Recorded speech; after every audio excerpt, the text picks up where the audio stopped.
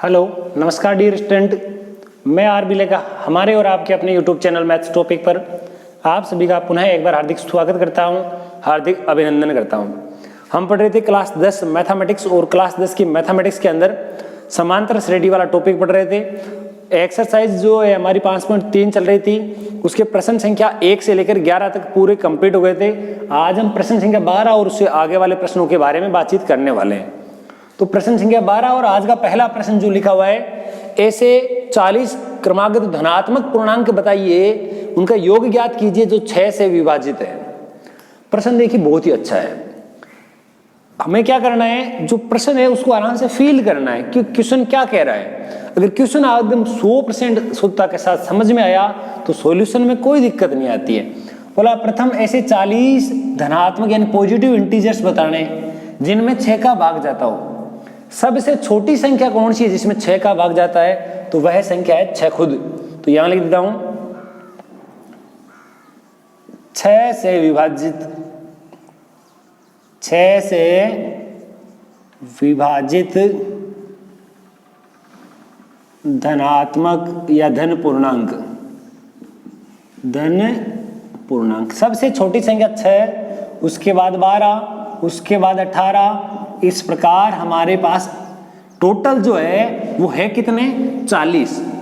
Total पदों की संख्या हमारे पास कितनी है, 40। कंफ्यूज नहीं होना है, ये 40वां पद नहीं है, यह पदों की संख्या है। ओके, आगे बढ़ते हैं। देखिए अब हमारे पास ये जो प्रश्न है, इस प्रश्न को आगे बढ़ाते हैं, इसको सोल्व करते हैं आराम से अच्छी प्रकार से।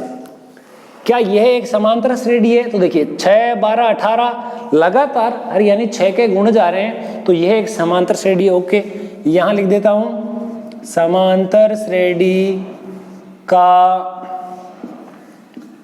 पहला पद ए का मान 6, समांतर श्रेणी का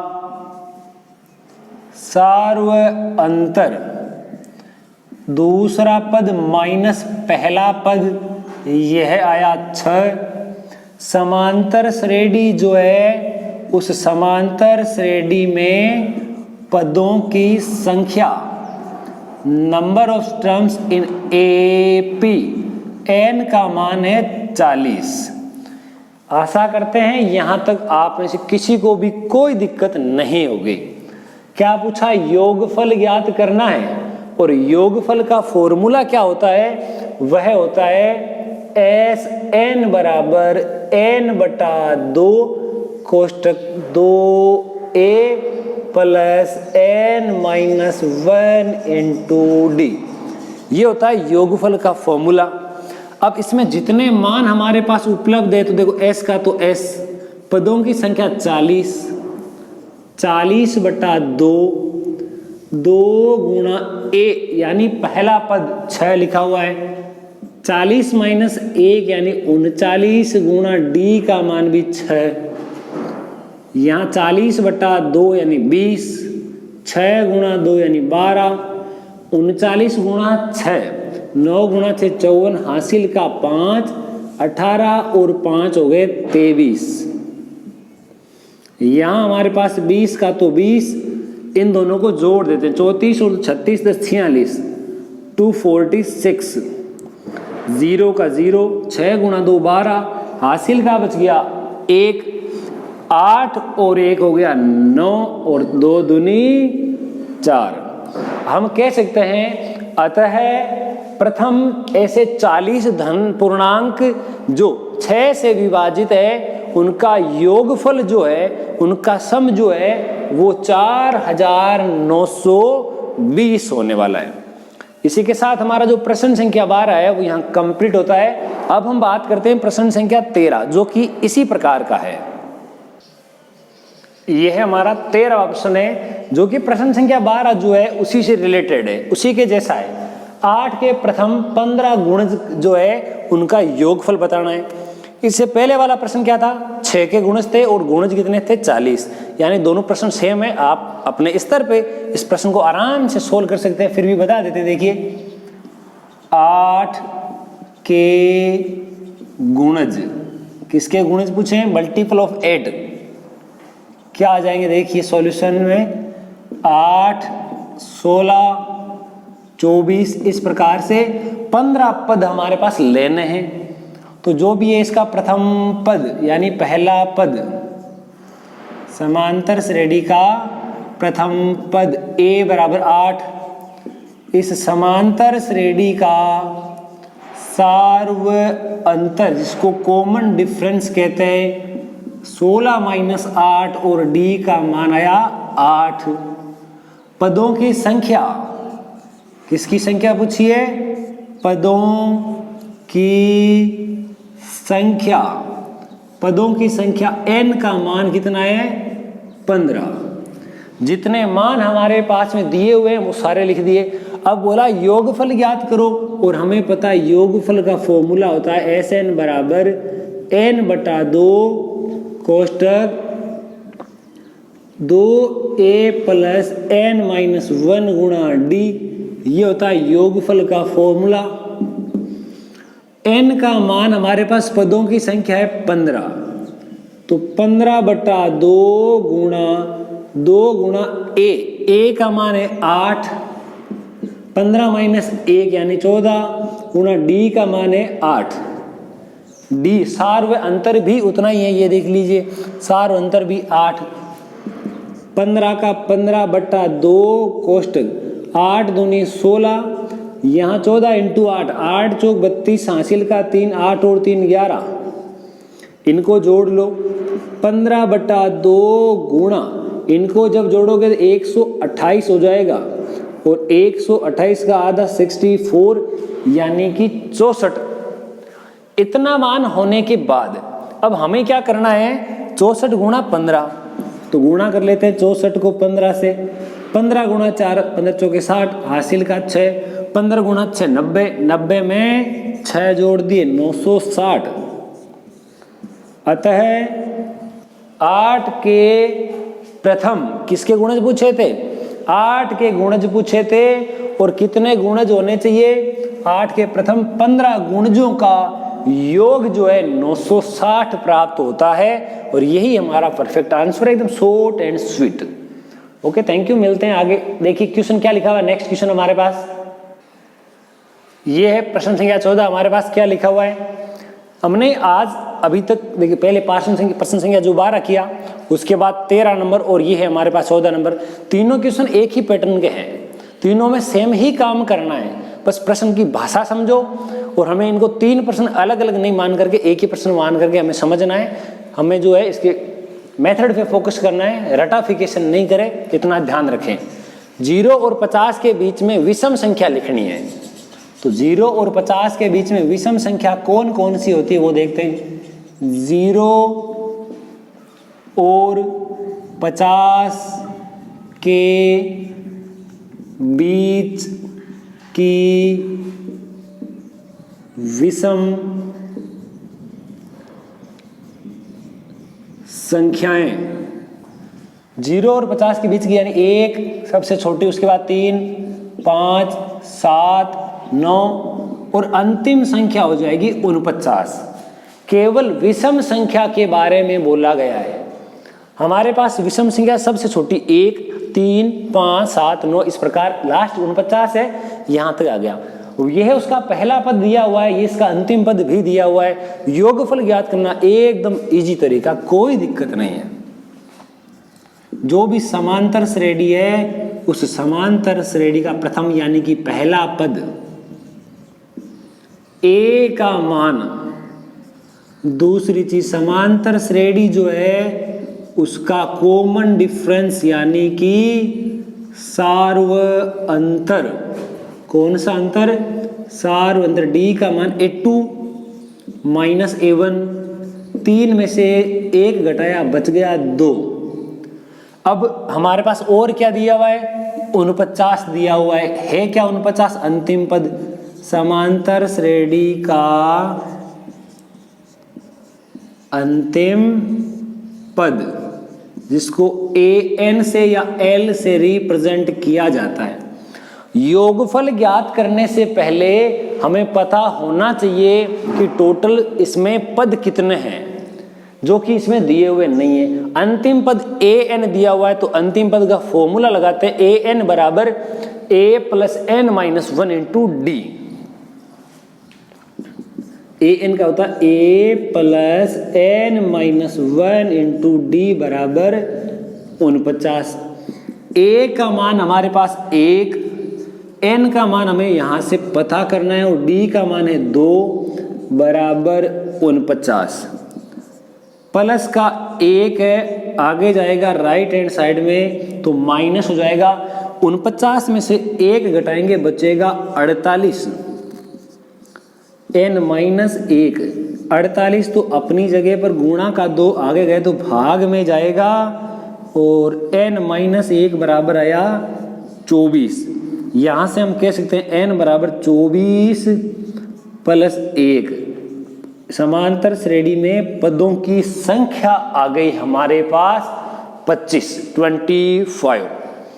पदों की संख्या 25 आने के बाद हमें पूछा इनका योगफल ज्ञात करो।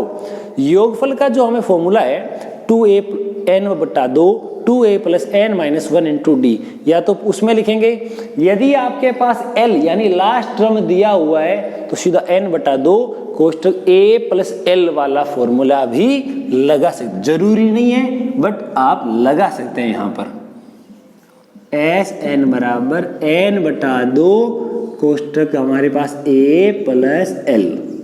आपने अभी इससे पहले जितने भी प्रश्नों में काम लिया वो सूत्र भी यहाँ लगाएंगे तो उत्तर गलत नहीं आएगा। आप उससे हैबिचुअल हो चुके हैं तो वो यूज में ले सकते हैं, नो प्रॉब्लम। n का मान अभी हमने निकाला 25 बट्टे 2, a प्रथम पद 1, अंतिम पद 49, 25 बट्टा 2 गुणा 49 और 1, 50 में 2 का भाग 25 बार, 25 गुणा 25 25 का स्क्वायर जो है 625 625।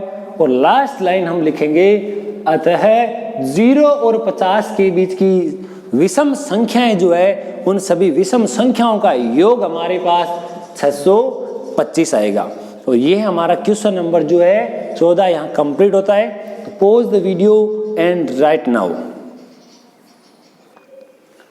यह है प्रश्न संख्या 15।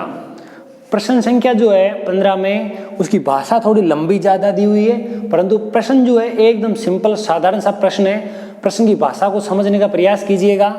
बोला, निर्माण कार्य से संबंधित किसी एक टेंडर में, किसी एक ठेके में निश्चित तिथि होने के बाद जो है अगर लेट किया जाए यानी विलंब किया जाए तो कार्य पूरा करने के लिए उसको जुर्माना लगाने का प्रावधान है। निश्चित तिथि तक अगर कार्य कंप्लीट कर दिया जाए तब तो कोई दिक्कत नहीं है, परंतु निश्चित तिथि के बाद में यदि लेट हो जाए यानी विलंब हो जाए तो उसमें जुर्माना लगेगा। उसका जुर्माना लगाने का प्रावधान कुछ इस प्रकार से है कि पहले दिन एक ही दिन लेट करता है तो उसको 200 रुपये अतिरिक्त देने पड़ते हैं। 2 दिन लेट करता है तो दूसरे दिन का जुर्माने की राशि है 250 रुपये, आगे 300 रुपये, 350 रुपये, 400 रुपये लगातार प्रतिदिन। प्रश्न में स्पष्ट बोला है, अर्थात उत्तरोत्तर दिन, प्रत्येक उत्तरोत्तर दिन यानी प्रतिदिन जुर्माना जो है अपने से ठीक पहले वाले दिन से जो राशि आज लग रही है उसके ठीक बाद ही अगर कुछ भी पूछे तो 50 रुपये ज्यादा होंगे, प्लस 50 जोड़ते जा रहे हैं। और एक ठेकेदार ने जुर्माने के रूप में कितनी राशि जो है उसको देनी पड़ेगी यदि वह उस कार्य को 30 दिन लेट कर देता है। तो देखिए बहुत ही अच्छी सी एक समांतर श्रेणी बन रही है, एकदम नॉर्मल प्रश्न है, प्रश्न की भाषा पर नहीं जाए। हमारे पास यह एक समांतर श्रेणी बन जाएगी जिसका पहला पद आपको दिया हुआ 200 कितने रुपए, 200 रुपए, उसके बाद 250 रुपए, उसके बाद आपको दिए 300 रुपए, उसके बाद देगा 350, 400, 450, 450 आया था, 450 के बाद 500, 550 लगातार प्रतिदिन जो है 50 रुपए का इंक्रीमेंट यहाँ जुड़ जाएगा। अब बोलो यहाँ पर जो समांतर श्रेणी है इसका पहला पद जिसको A या A1 नाम दे दो, 200 कितने रुपए, 200 रुपए। पहला पद तो आ गया। अब दूसरी चीज कौन सी है वो देखिए, सार्व अंतर, जिसको कॉमन डिफरेंस के नाम से जानते हैं, वो कितना है, दूसरा पद माइनस पहला पद। दूसरा पद में से पहला पद घटाओगे तो यहां अंतर 50 रुपए का है, जो कि प्रश्न में ही दिया था कि प्रत्येक दिन जो है 50 रुपए, कितने रुपए, 50 रुपए का अंतर है। ओके,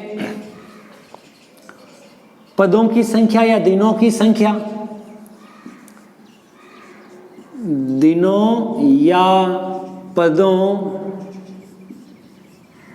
की संख्या, कितने दिनों का विलंब किया जाता है, यानी n का मान आपको दिया 30 दिन विलंब हो गया, तो कुल कितनी राशि एक्स्ट्रा देनी पड़ेगी, यानी सबको जोड़ करके बताना है। योग का सूत्र होता है SN बराबर n/2 कोष्टक 2a plus n-1 into d। n का मान है 30/2 कोष्टक 2 गुणा a का मान 200, n का मान 30, 30 माइनस 1 हो जाएगा 29, d का मान कितना 50। ओके, नेक्स्ट 30/2 यानी कि 15, 2 गुणा 200 यानी 400, 0 का 0, 9 गुणा 5 45, हासिल का 4, 10 और 4 हो जाएगा 1450, 15 गुणा 14 और 4 18, 1850। अब इनको गुणा करते हैं, देखो 0 का 0, 15 इंटू 5 75, हासिल का 7, 15 8 200, 200 में 7 जोड़ा 207, हासिल कितनी 20, 15 और 20 हो जाएगा कितना हमारे पास 35। तो टोटल जो है उसको कितनी राशि जो है वो अतिरिक्त देनी पड़ेगी, कितनी एक्स्ट्रा राशि देनी पड़ेगी वो हमारे पास यहाँ से निकल के आ जाएगी।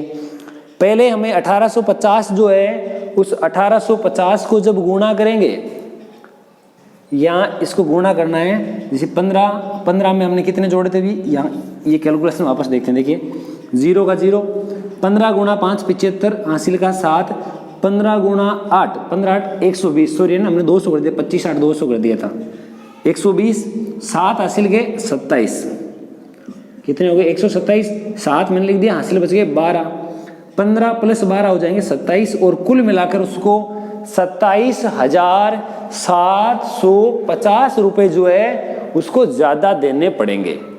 उसके बाद जो है बाकी का हिसाब कंप्लीट हो जाएगा। और ये हमारा आज का प्रश्न, टोटल जो है प्रश्न संख्या 15 और कुल मिलाकर आज का हमारा जो है प्रश्न संख्या 12, 13, 14 और 15 यहाँ कंप्लीट होता है। ओके, मिलते हैं इसी प्रकार के एक शानदार वीडियो के साथ, तब तक के लिए जय हिंद जय भारत।